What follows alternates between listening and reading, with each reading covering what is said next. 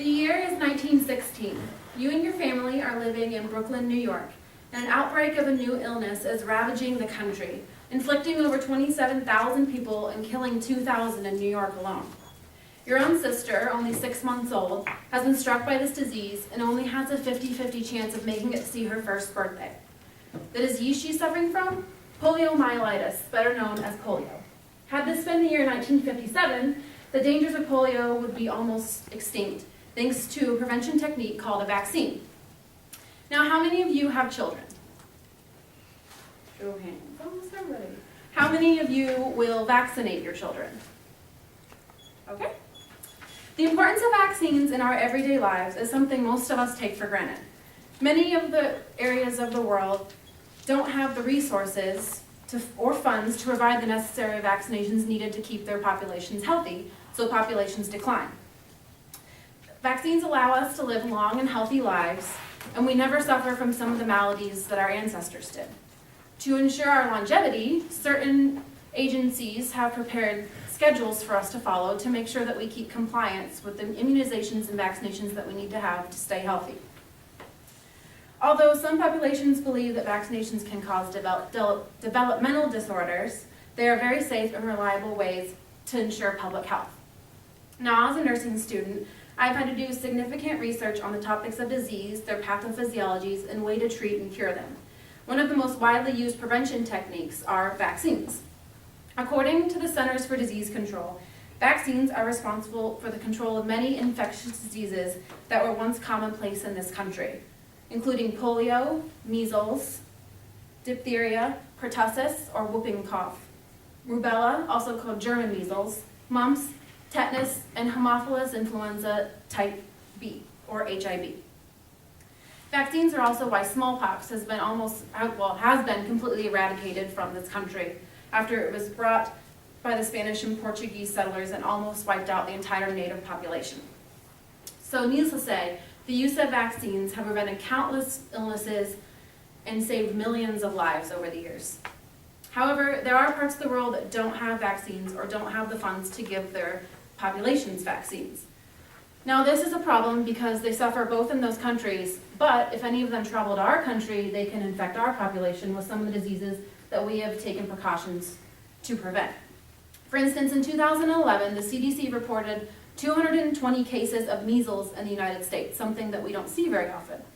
200 of these came from other countries, such as sub-Saharan Africa, where the disease is still quite prevalent.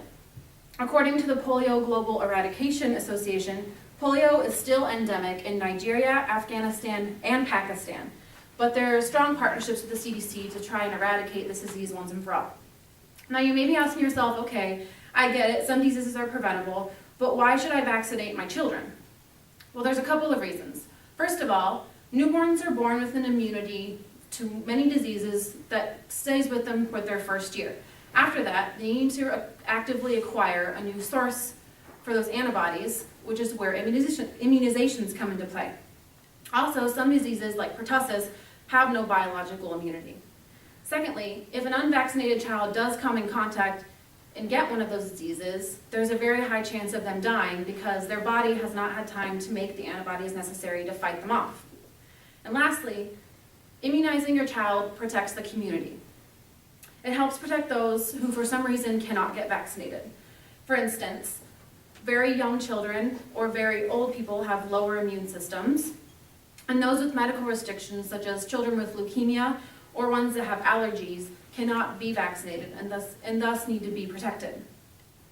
Now, to ensure compliance, a vaccination schedule should be followed. And I've given you a handout of one that I got off the Centers for Disease Control website. And as you can see, there are certain vaccinations that need to come at certain times. For example, the MMR and varicella immunizations, which is measles, mumps, rubella, and chickenpox, can't be given to the child if they're younger than 12 months old. Other immunizations like influenza, and the Tdap, which is tetanus, diphtheria, and pertussis, need to be given throughout one's lifetime. So far I have shown you why you should vaccinate your children. But as so many things in our lives, there are pros and cons. One of the cons that many people believe is that vaccinations can cause autism spectrum disorder, or ASD. In my research, I have found several sources that negate this claim, such as an article in the Journal of Pediatrics identifying findings in which increasing exposure to antibody-stimulating proteins, which are components found in vaccines, during the first 2 years of life was not related to the risk of developing ASD. And also in 2004, the National Institute of Health found evidence that favors the rejection of possible causal associations between vaccines and autism. However, this is something that is an ongoing study because it's so important to so many people. So I hope that I have thoroughly convinced you of the need for immunizations to be started during the childhood years and continued into adulthood.